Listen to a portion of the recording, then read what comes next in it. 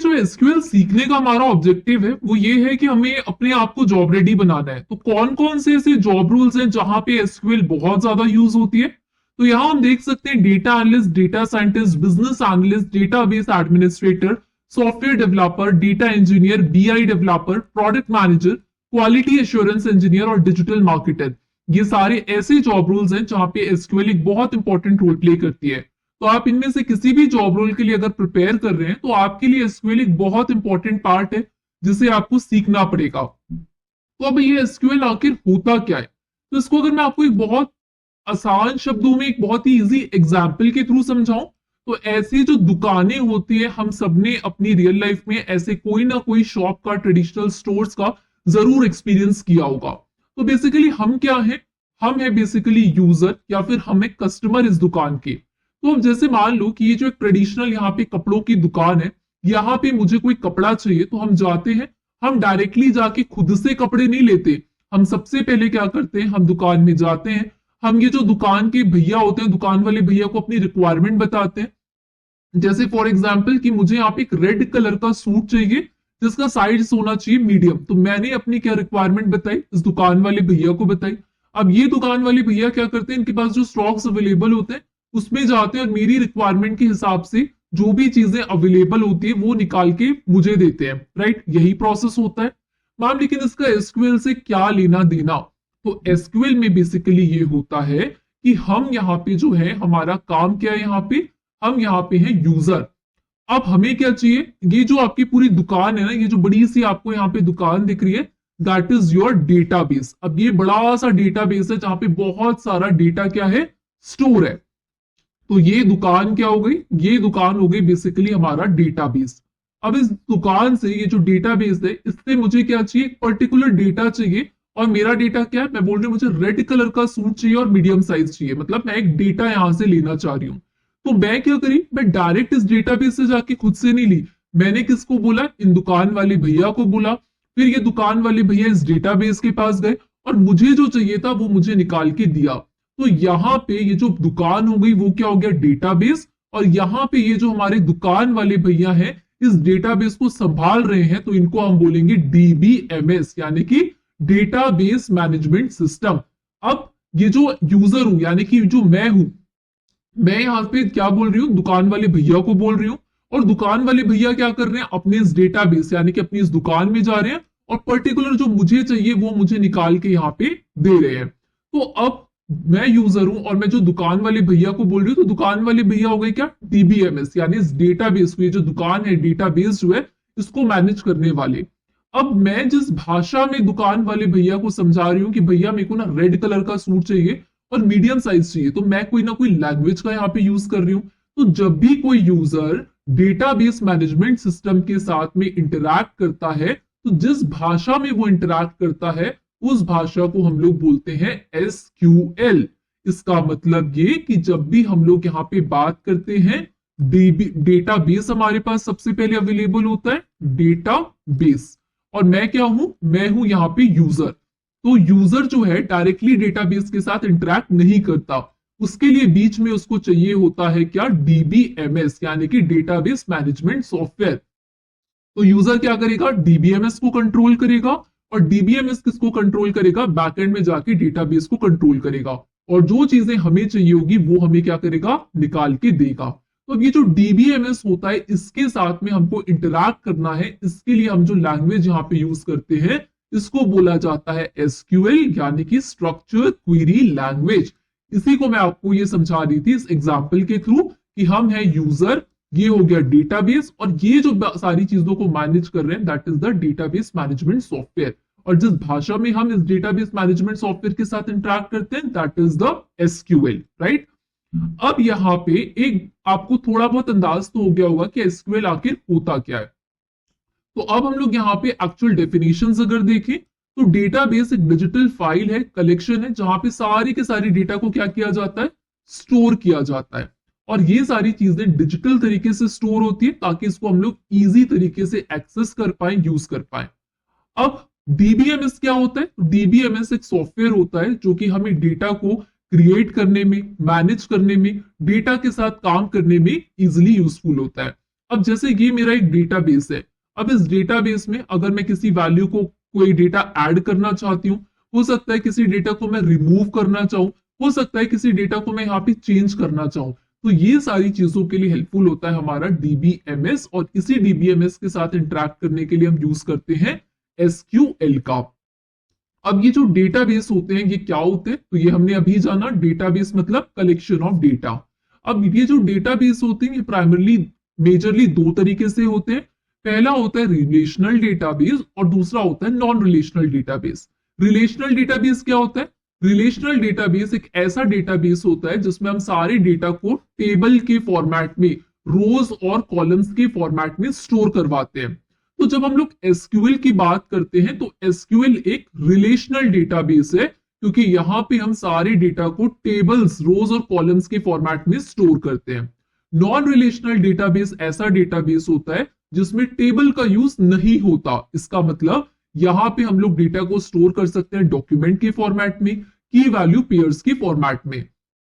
तो अगर कोई आपसे अंतर पूछे रिलेशनल और नॉन रिलेशनल डेटाबेस में क्या डिफरेंस है, तो रिलेशनल डेटाबेस ऐसा डेटाबेस होता है जहां पे हम सारे डेटा को टेबल में, रोज और कॉलम्स के फॉर्मेट में स्टोर कराते हैं, और नॉन रिलेशनल में हम टेबल्स के फॉर्मेट में स्टोर नहीं करवाते, डॉक्यूमेंट्स या फिर की वैल्यू पेयर्स के फॉर्मेट में स्टोर करवाते हैं। अब बात करें कि एसक्यूएल कौन सा डेटाबेस है, रिलेशनल या इररिलेशनल, तो आपका जवाब होना चाहिए कि एसक्यूएल रिलेशनल डेटाबेस है। यहाँ पे जितनी चीजें हम लोग एसक्यूएल के अंदर स्टोर करते हैं टेबल्स के फॉर्मेट में स्टोर करते हैं। अब कुछ पॉपुलर रिलेशनल डेटाबेस की बात करें तो हो गया माईसीक्वल, ओरेकल, माइक्रोसॉफ्ट एसक्यूएल सर्वर, पीसीक्वल या फिर पोस्टग्रेसक्यूएल, एसक्यूएललाइट, आईबीएम डीबी2, ये सारे हमारे पॉपुलर रिलेशनल डेटाबेस है जहां सारे डेटा को टेबल के फॉर्मेट में स्टोर किया जाता है। अब बात करें कोई नॉन रिलेशनल पॉपुलर डेटाबेस की, तो मोंगोडीबी के बारे में काफी लोगों ने सुना होगा। मोंगोडीबी हमारे पास में काफी हेल्पफुल होता है बैकएंड से ऑपरेट करने के लिए। साथ ही हम लोग यहाँ पे कैसेंड्रा, रेडिस, काउच बेस जैसे कई सारे नॉन रिलेशनल डेटाबेस हैं, जिसमें से मोंगोडीबी जो है वो काफी ज्यादा पॉपुलर है, राइट। एसक्यूएल कौन सा डेटाबेस है? रिलेशनल डेटाबेस है। ये कई बार छोटे छोटे बेसिक क्वेश्चंस इंटरव्यूज में पूछे जाते हैं। अब एसक्यूएल है क्या? तो एसक्यूएल एक प्रोग्रामिंग लैंग्वेज है which is used to communicate with the database, ताकि हम डेटाबेस के साथ में अगर कोई भी कम्युनिकेशन करना चाहते हैं तो जिस भाषा का हम यूज करते हैं वो है एसक्यूएल। अब एसक्यूएल की मदद से हम क्रिएट कर सकते हैं। तो एसक्यूएल में जो ऑपरेशन होता है उसको बोलते हैं क्रड ऑपरेशंस। क्रड में C stands for the create, यानी कि हम डेटाबेस खुद से क्रिएट कर सकते हैं, हम अपना डेटाबेस बना सकते हैं। जैसे फॉर एग्जांपल कि हम लोग बात करें कि मैं किसी कंपनी में काम करती हूँ और मेरी कंपनी में बहुत सारे इंप्लॉयज काम करते हैं, तो सारे इंप्लॉयज का डेटाबेस हम क्रिएट कर सकते हैं। कॉलेज में कई सारे स्टूडेंट्स होते हैं, उनका डेटाबेस क्रिएट कर सकते हैं। तो कोई भी नया डेटाबेस खुद से क्रिएट करना ये कहलाता है क्रिएट। आर मतलब कि जो डेटाबेस आपने क्रिएट कर दिया है उसको आप रीड कर पाए, अपडेट कर पाए। जैसे फॉर एग्जांपल हम लोग इंस्टाग्राम या फिर फेसबुक पे जब अपना अकाउंट बनाते हैं तो हम क्या करते हैं, पहली बार क्या करते हैं, जाके साइन इन करते हैं, अपना अकाउंट क्रिएट करते हैं, सारी डिटेल्स डालते हैं, अपना फोन नंबर डालते हैं, अपना मेल आईडी डालते हैं, अपना यूजर नेम डालते हैं। तो ये हो गया, हमने क्रिएट किया। अब जैसे यहाँ पे डेटा कई बार रीड करना पड़ता है। अब जैसे मान लो कि मैं अपना पासवर्ड अपडेट कर रही हूँ, पहले मेरा पासवर्ड कुछ और था, अब मैं इंस्टाग्राम में अपना पासवर्ड अपडेट कर रही हूँ, तो जो मेरा पुराना पासवर्ड था वो हट जाएगा और नया पासवर्ड क्या हो जाएगा, डेटाबेस में अपडेट हो जाएगा। इसके साथ ही अब लेट्स सपोज मैं अपना इंस्टाग्राम अकाउंट ही डिलीट करना चाहती हूँ, तो यहां से मैं डिलीट भी कर सकती हूँ। मतलब एसक्यूएल का यूज करके हम चारों ऑपरेशंस, क्रिएट करना, रीड करना, डेटा को अपडेट करना और डेटा को डिलीट करना, ये सारी चीजें हम यहाँ पे इजिली परफॉर्म कर सकते हैं। अब बात करते हैं कि एसक्यूएल का स्ट्रक्चर कैसे दिखता है। तो अभी जस्ट मैंने आपको बताया कि एसक्यूएल का जो स्ट्रक्चर होता है वो टेबल फॉर्मेट में होता है। यानी कि सबसे पहले आरडीबीएमएस का फुल फॉर्म क्या होता है? इसका मतलब होता है relational database management system, right. तो आरडीबीएमएस यहाँ पे कहते हैं इसको, रिलेशनल डेटाबेस मैनेजमेंट सॉफ्टवेयर को। अब यहाँ पे सबसे पहले हमारा जो होता है डेटाबेस होता है। अब इस डेटाबेस के अंदर टेबल बनते हैं, टेबल के अंदर एक एक डेटा को हम लोग स्टोर करते हैं रोज और कॉलम्स के फॉर्मेट में। तो आप यहाँ पे देख सकते हैं कि ये मेरा पास जो बन गया है, ये है मेरा क्या, डेटाबेस। अब इस डेटाबेस में टेबल है, यहाँ पे हमें टेबल दिख रहा है। इस टेबल के अंदर हम लोग यहाँ पे देख सकते हैं कि product ID, product name, customer name, city, amount, ये सारे क्या हो गए, कॉलम्स हो गए।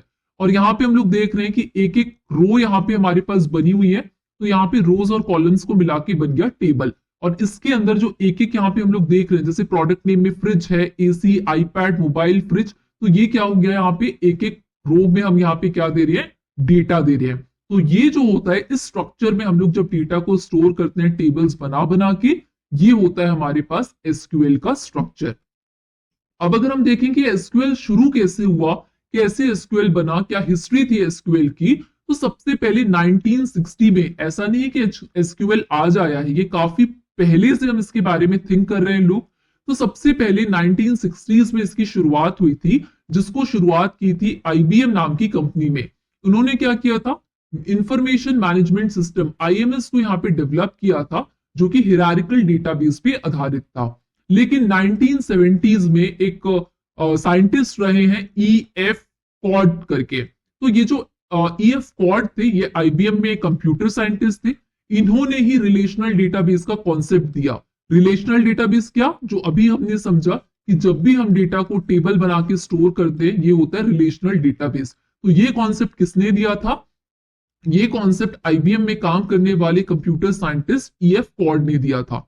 इनकी जो थ्योरी थी, इन्होंने इसको अपने पेपर को पब्लिश किया था, जिसमें relational model of data for large share data banks के नाम से उन्होंने ये बताया था पहली बार कि डेटा को सबसे अच्छे तरीके से टेबल्स के फॉर्मेट में ही स्टोर किया जा सकता है। तो अब 1970 में जब रिलेशनल डेटाबेस का कॉन्सेप्ट जो है कॉड ने इंट्रोड्यूस कर दिया, 1974 में एसक्यूएल के डेवलपमेंट की शुरुआत हो चुकी थी।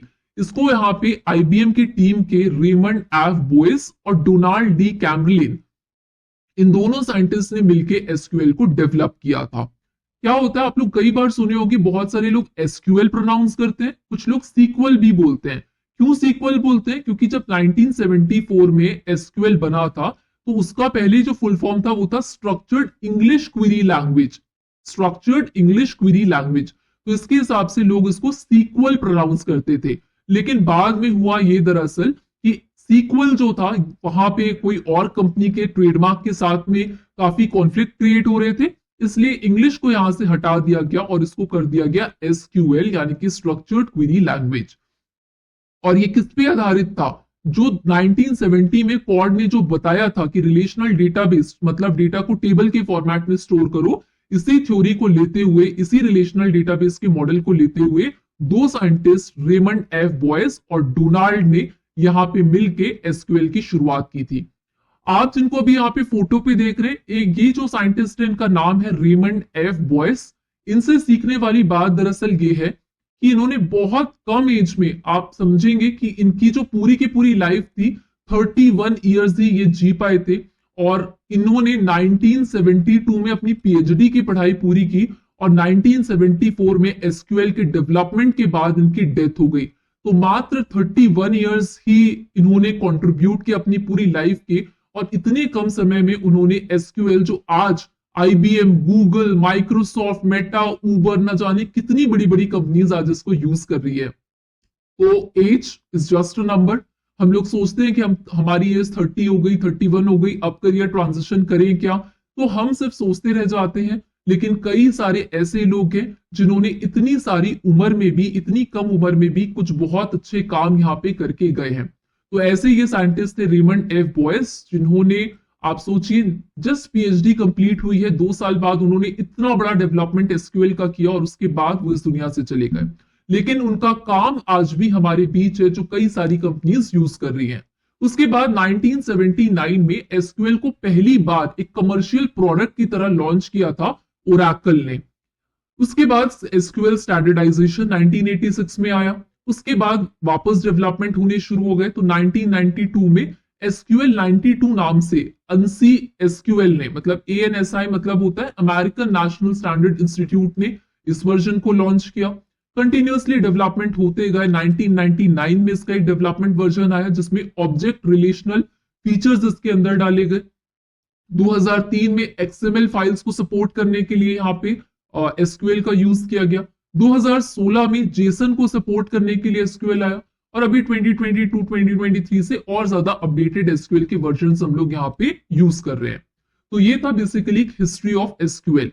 अब अगर आप भी एसक्यूएल के बारे में, ये था सिर्फ बेसिक्स, अगर आप भी चाहते हैं कि एसक्यूएल का हम फुल कोर्स आप लोगों के लिए लेके आए तो कमेंट में एसक्यूएल कोर्स जरूर लिखिएगा। अगर 100 से ज्यादा स्टूडेंट्स का भी एसक्यूएल कोर्स कमेंट आता है, अगर आप लोगों को इसकी जरूरत है तो प्लीज हमें कमेंट करके बताइएगा। जितने ज्यादा लोग इस वीडियो में कमेंट करेंगे उतने ज्यादा जल्दी हमारे एंड से आपको एसक्यूएल का फुल कोर्स हम यहाँ पे जरूर लेके आएंगे आप लोगों के लिए। तो ये आपके ऊपर डिपेंड करता है। अगर आप एसक्यूएल का कोर्स चाहते हैं तो ज्यादा से ज्यादा लोग हमें यहाँ पे कमेंट्स करके जरूर बताइए ताकि उतने जल्दी आपको एसक्यूएल का कोर्स हमारी तरफ से मिल पाए।